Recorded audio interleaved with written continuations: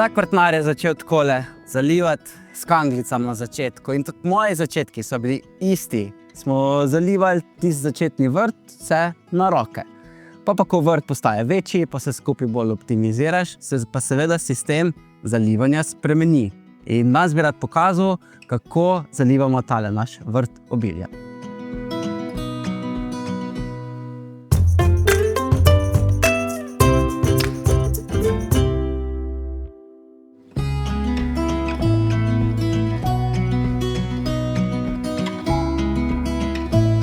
Tale ribnik je zdaj zalogovnik vode za cel vrt. V ta ribnik pride voda iz vrtine, to pomeni hladna voda, se vse skozi noter lahko dodaja, da držimo to gladino, in ko se porablja na ribniku, se takrat tudi z vrtine not dofila. V ribniku se voda segreje, jaz rad rečem, da mikrobiološko tudi oživi, in s to toplo vodo pol naprej zalivamo na vrtu. Ker smo na ravnini, rabimo si pomagati z pumpami in tule, čez to cev, se pumpa zajema vodo in gre potem naprej vse do vrta.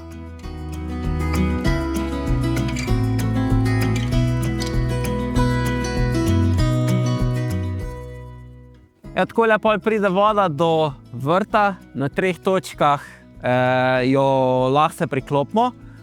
Tale prvi sistem je, ko imamo navito zalivalno cev, to uporabljamo pol za zalivanje sadik predvsem, pa ko pripravljamo substrat za vzgojo sadik, pa pol, ko recimo presadimo same rastline, da vsako posebej točkovno še dodatno zalijemo, ko presajamo, ko sadilno jamico pripravljamo, se tale šlav fajn raztegne vse, čez vse grede. Pumpa pa tista, ki smo pa videli, pa omogoča dovolj pretoka in pritiska, da mi lahko tole zelo enostavno delamo. Najboljše pri tej cevi pa je, da ko smo fertik, jo sam cukneš in se navije lepo nazaj.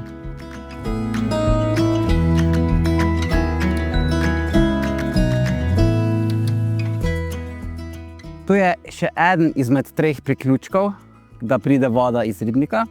In na tega imam priključen zalivanje čez cel vrt. To so šprinklerji, ki od zgoraj navzdol zalivajo. Probal sem že par sistemov. En je tisti klasični, ki da tak dela, pa so ful je fedrov noter in vse, in se hitro pokvari nam se skupaj. Take pa zdaj imam pa 2 razpršilca, ki jih poganja samo tok vode iz plastike, in se ne more nič pokvariti. In zelo lepo razprši radius, tako da cel vrt, skoraj da res cel vrt celoti zalije. Zalijamo predvsem pozno popoldne, tudi če še sonce, pa proti večeru. To vidim, da je zame nekako najboljši čas, da se dobro prepojijo sama tla. Zalijamo pa nekje, če je res ful suho, ali pa če smo presajali ful sadik tisti čas, tam na 2 ali pa 3 dni, zdaj ko imamo vode dovolj, lahko bolj pretiravamo, kot pa da bi mogli šparati. In zdaj, ko tole odprem, bo vse skupaj zalaufalo.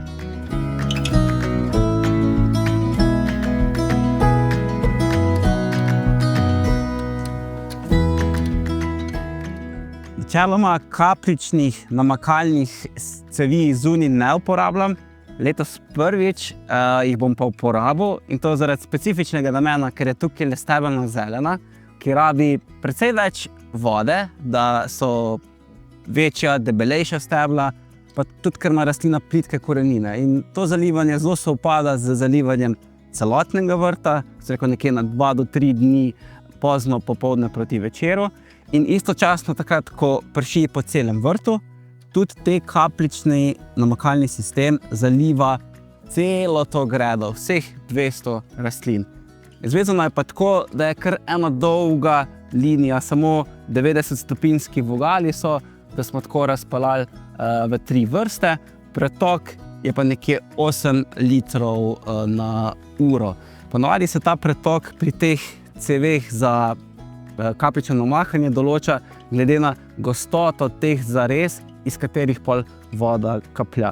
Se pa enostavno priključi, tako kot pač na klik, in potem svoj ventilček, kateri ga lahko tudi reguliramo, koliko fejs odpremo za samo zalivanje na posamezni gredi.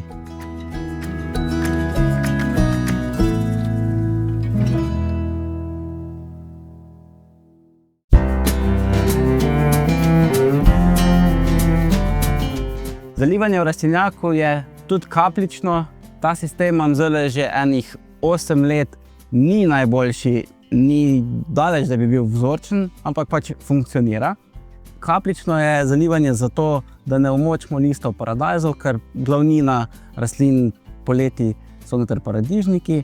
Zalivamo isto vodo iz ribnika in odpremo vse ventile na tem razdelilcu in pa gre na vsako gredo, vse 3 grede, tako kot hrbtenica, sama voda in potem 3 linije kapljičnih cevi, ki z nekim manjšim pretokom, nekje 4 do 5 litrov na uro, kapljajo potem in zalivajo. Tukaj je zalivanje treba več odpirati kot pa na prostem. Na prostem seveda pada tudi dež. Tako da tukaj imamo nek režim lahko bolj pogost. Vseeno je to na 2 dni, tudi za par ur. To je nekje 4 do 6 ur vse skupaj zaliva. Nisem tisti tip vrtnarja, ki bi točno meril, ker lahko raje zalivamo več kot pa premalo. Še posebej zato, ker se v rastlinjakih zelo malo zaliva v jesensko-zimskem času in takrat nam zemlja noter lahko postane kot puščavski pesek. Veliko hranil, predvsem mineralov lahko zastaja, pa imamo lahko veliko težav. Tako da moramo rastlinjak konkretno zaliti vsaj pred začetkom sezone, pa potem med sezono z kapljičnim zalivanjem to vlago vzdrževati, da paradižniki lepo uspevajo.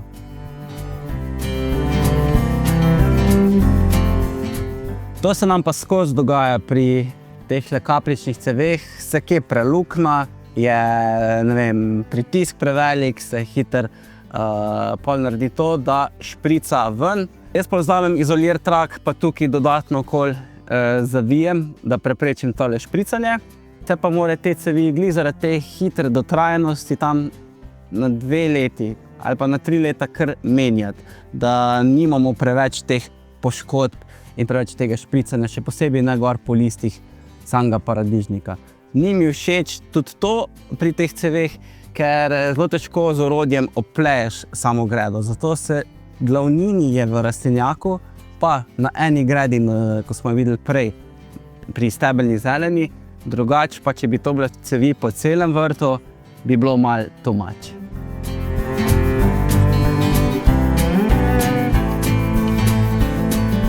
Če imamo takole ameriške borovnice kar v svojih posodah, rabijo dodatno zalivanje. Najlažje je meni bilo to rešiti, da sem kar zvezal noter, takrat, ko se v rastlinjaku zaliva, eno dodatno cev naprej in pol z vsakim kapljalnikom v posodi, ki se ga lahko lepo nastavi na koliko zaliva. Zdaj je nastavljen nekje na 4 litre na uro. Vsaka posoda ima en kapljalnik in ker je tudi več izhlapevanja iz te posode, pa ker ameriška borovnica rabi dosti vlažen sam substrat, tisto zalivanje od dežja ni dovolj. In čeprav so to borovnice zunaj, zalivamo tukaj pogosto kot v rastlinjaku, kjer pa ni dežja.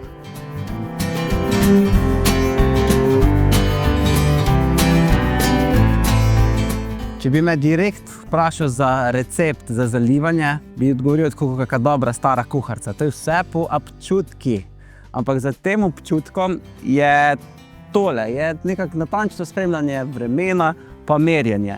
In če vemo, da v Sloveniji pade na leto nekje 1000 litrov dežja na kvadratni meter in če to razdelimo na tedne, je tako nekje 20 litrov na teden. In če tu res pade 20 litrov na teden, pa da ni neka res sončna huda pripeka, ok, pol je v redu. Če pa res začne biti suho, pa vroče, ali pa če smo glih sadike presadili, takrat pa zalijemo mičken več. V rastlinjaku, kot sem pa že omenil, pa treba vseeno malo več in tempiramo na nek minimum 20 litrov na teden, da želimo zaliti. Jaz upam, da ste dobili nekaj par uporabnih informacij o samem zalivanju na vrtu in seveda uživajte v vrtnarjenju še naprej.